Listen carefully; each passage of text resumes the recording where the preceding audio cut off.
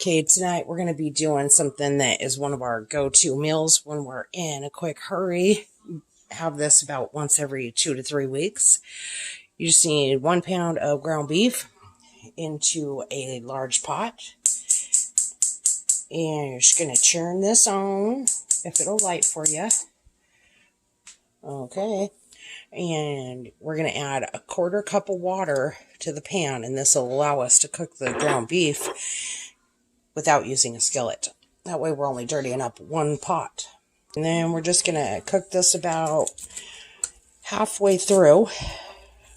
If you got one of these, what are these called? It's like a little chop and stir. If you got yourself a little chop and stir spatula, I really recommend this. We're going to cook this on high, medium high, till this is about halfway cooked through. Okay, and you're going to need 6 cans of red beans in chili sauce. There's no point in wasting all that water if you're buying canned beans. It's the same price in the chili sauce, but we get to add to it, and we get to control what kind of meat is going in this. If you buy chili with meat already in it at the grocery store, I don't know what is actually in that can, but it is not meat. So we're adding our own meat, and believe me, it tastes way better. I need 1 very large onion, finely diced, and a couple of jalapenos. I want mine to be really spicy this time, so I am using sliced hot jalapeno peppers. And I just grabbed some rings out of here and diced them really fine with my knife. And then you're going to want a splash of your favorite salsa picante. This is what we call cheatin' chili because we're using canned beans. Regular chili is made with dry beans, and we'll do that another time when we have more time. But when we want chili quick, because we forgot to pull stuff out for dinner, this is super easy. Once you get it about halfway cooked and all broken up really well, then you're going to add in your diced onion and your diced jalapeno. And you're just going to continue cooking your ground beef, using all that liquid from the ground beef to fry up that onion. It helps change the flavor of that onion. And we'll just keep cooking this on high. And then when that ground beef is all done and those onions are translucent, we'll drain it if there's too much grease. But we want just a tiny bit, just about a teaspoon worth. Okay, you're just going to want to keep cooking this until all that water's evaporated. You might have a little bit of grease to drain, but I doubt it. Look at how dry that is already. And it's only been cooking for about 4 or 5 minutes. Now that we've evaporated all that water that we've placed in there, it's time to add our beans. There's very little left in.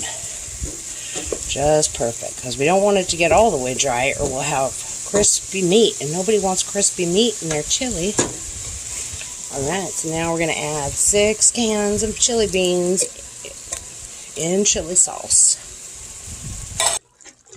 Beans have lots of protein. It's good for you. See how much they got. For 3.5 servings, we have 7 grams of protein. So in this can is about 25 grams of protein in each one of these cans. Alright, after you add all your beans in there, after they get a little bit warmed up is when you want to do this. That way they're not so thick and hard to stir. Add in 2 tablespoons of homemade taco seasoning. This has chili powder, cayenne, and cumin.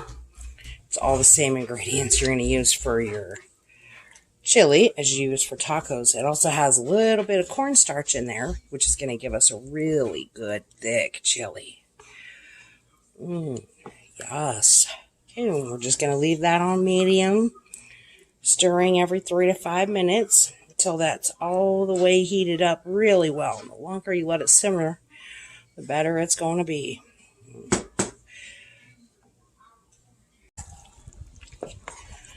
Okay, now we're going to turn this heat down to about medium because we want these to heat up slowly so they don't stick to the pot.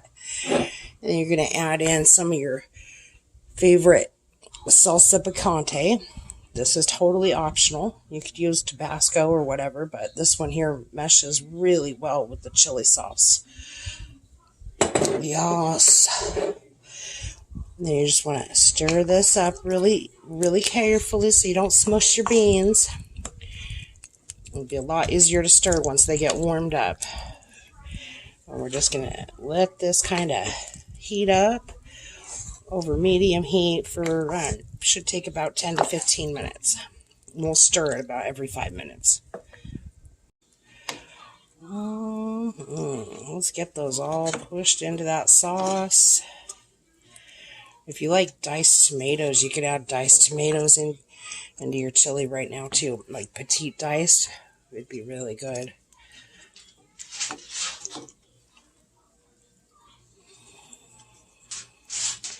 Okay, and we'll just let that get heated thoroughly. It should take about 5 or 10 minutes.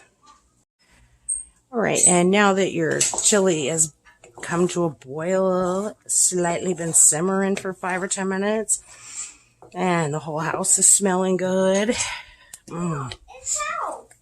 It's definitely done.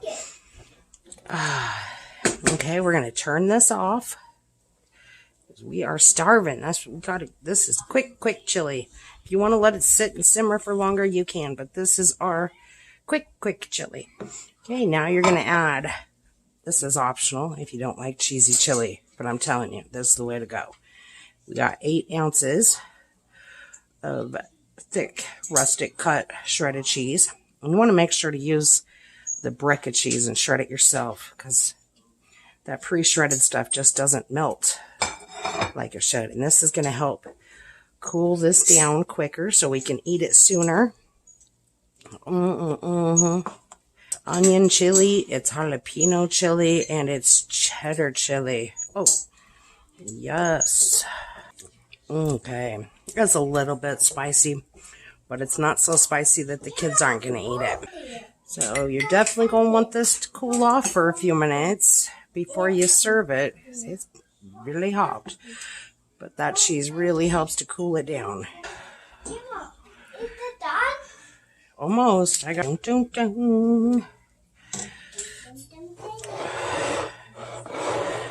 Mr. Sandman. Then you're just going to want to serve these up with some saltine crackers. And oh, yes, we are ready to eat. Okay, see you guys next time.